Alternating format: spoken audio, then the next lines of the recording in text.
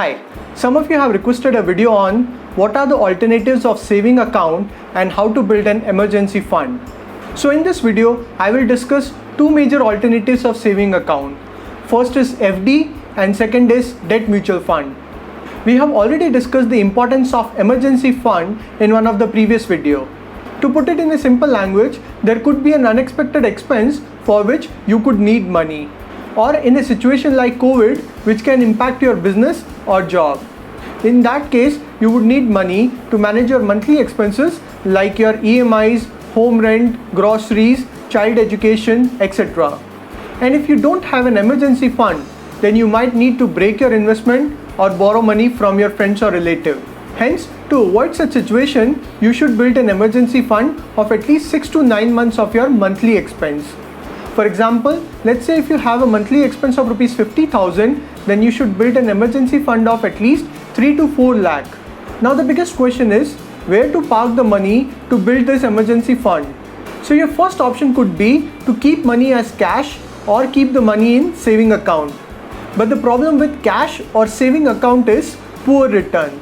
When you keep cash at home, you don't get any return. And when you keep money in saving account, you get the interest in the range of 2.5% to 3.5% per year. Now this is even lower than your inflation rate, which is around 5%. So if you keep money as cash or you keep money in saving account, then your money is actually shrinking. It means your effective return, which is your real return after considering inflation, is negative. I have already created a video on why keeping money in saving account a mistake. Now you might think of alternatives like your public provident fund or your post office savings scheme, etc. But there is a problem. These options have a lock-in period. For example, your public provident fund has a lock-in period of 15 years, which means when you need money for emergency purpose, you can't take out your money from your PPF account. So basically, there is no liquidity with PPF and options like post office savings scheme. And this liquidity is one of the major criteria while building an emergency fund.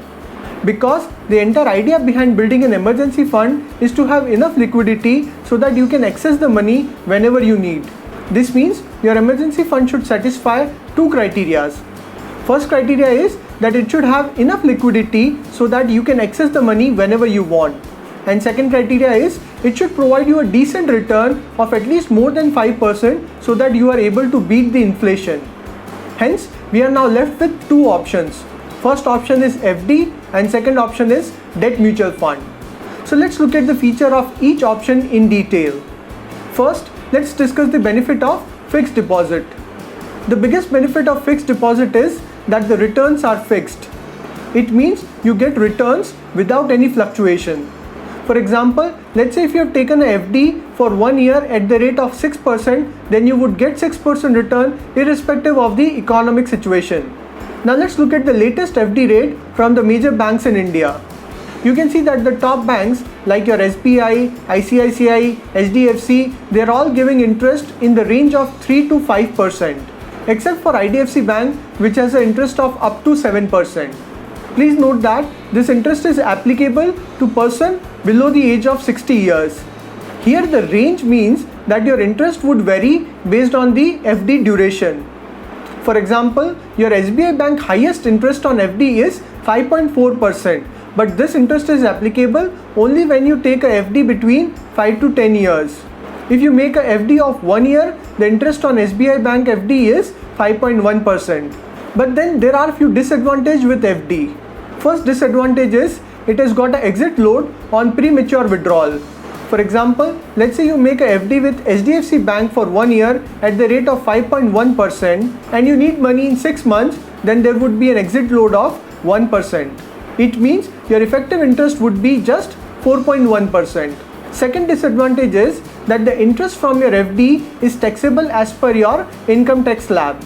For example, if you make a FD with HDFC Bank at 5.1% rate and let's say you fall under 30% tax bracket, then you would end up paying 30% of 5.1% as tax, which means your effective return post-tax would be just 3.57%, which is even lower than the inflation rate. Now there are some NBFCs and small finance banks which are providing a higher interest rate. For example, you can see on the screen your NBFCs like LIC Housing Finance, PNB Housing Finance, ICICI Home Finance, they are giving a return in the range of 6 to 7%. But please note that it is applicable for investment duration between 1 year to 10 years. Then you have some small finance bank like your Jana Finance Bank, Utkarsh Small Finance Bank and your Equitas Small Finance Bank, which is giving interest as high as 7.5% to 8%. So it would be your call whether you want to invest your money with major banks and get lower interest rate, or you want to go with NBFCs or small finance bank for a higher return. Here I want to focus on one important scheme, which is your deposit protection scheme. In this scheme, depositors' money is protected up to 5 lakh rupee. It means even if the bank fails to repay the depositor would still get up to rupees 5 lakh. But this scheme is applicable only on the commercial public bank and the small finance bank. It is not applicable on the NBFC banks. But due to the low interest rate of FD, high exit load and high taxation, FDs are getting less attractive now. So some of you have requested to explore the debt mutual fund category. So now let's talk about the debt mutual fund. First of all, let me just clarify what is debt mutual fund. It is a type of mutual fund where the fund manager invests in the bonds. Now what is bond? It is a loan to a company or government that pays a fixed return to the investor. So each debt mutual fund invests in multiple bonds of various companies. But the problem is there are many categories of debt fund. For example, you have got overnight fund, money market fund, liquid fund, ultra short term fund, low duration fund, gilt fund, credit risk fund, banking and PSU debt fund, etc. Please note that the returns from your debt mutual fund are not fixed. It would vary from category to category, and it would also vary from scheme to scheme within each category. So when it comes to building an emergency fund, you should invest in debt mutual fund with low volatility. Obviously, you don't want to take too much risk with your emergency fund. So which debt mutual funds have got low volatility?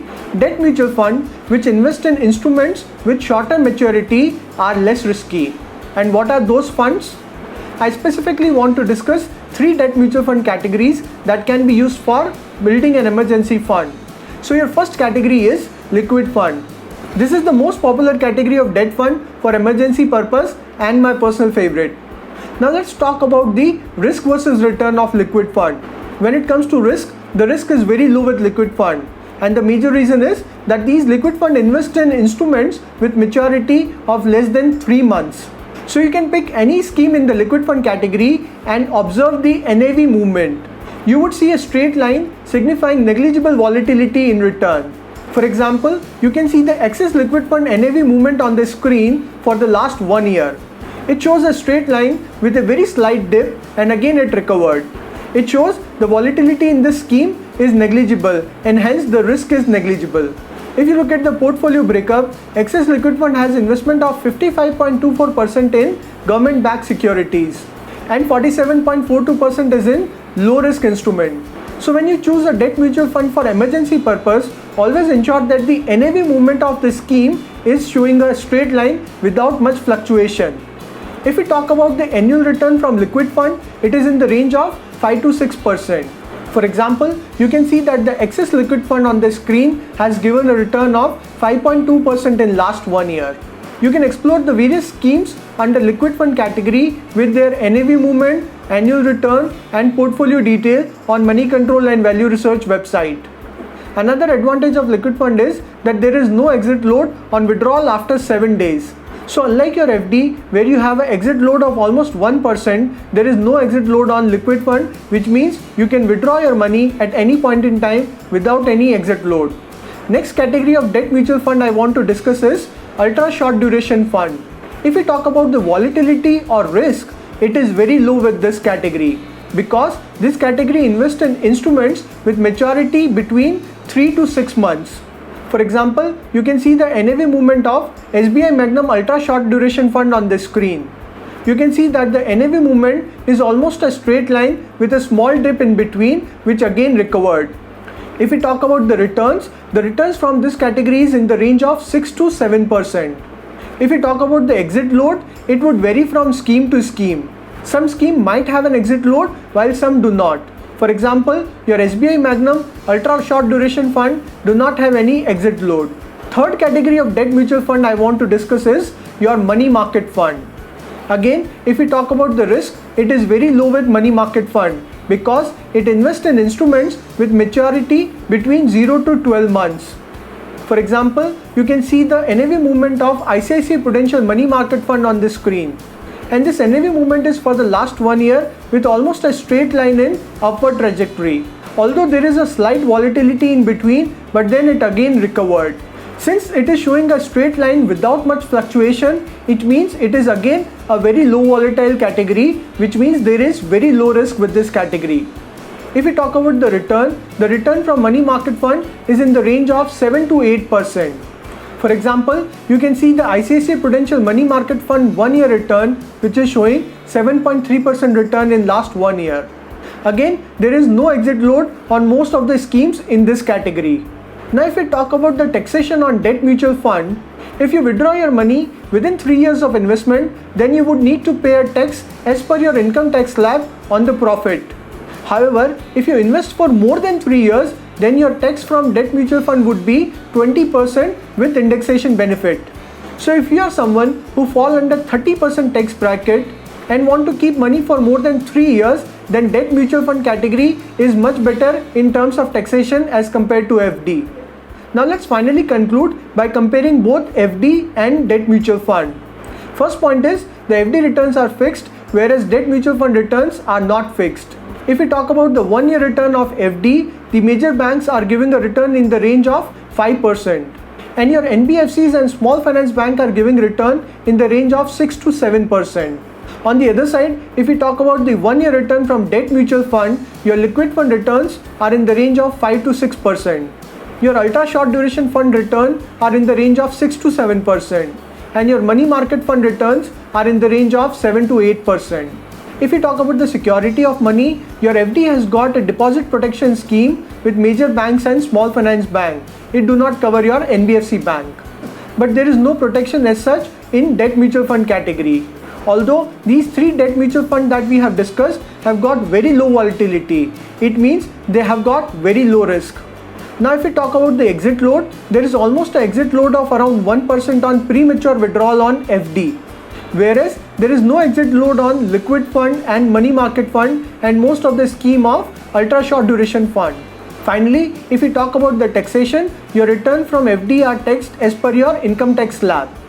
And if we talk about the tax on debt mutual fund, if you withdraw within 3 years, then you need to pay tax as per the income tax slab. But if you withdraw after 3 years, then you need to pay tax of 20% with indexation benefit. So in this video, we discussed the alternatives of saving account. So which option do you prefer for your emergency purpose? Do you keep money in FD or debt mutual fund? Do mention it in the comment box. Also, if you want me to make a video on specific topic, do let me know in the comment box.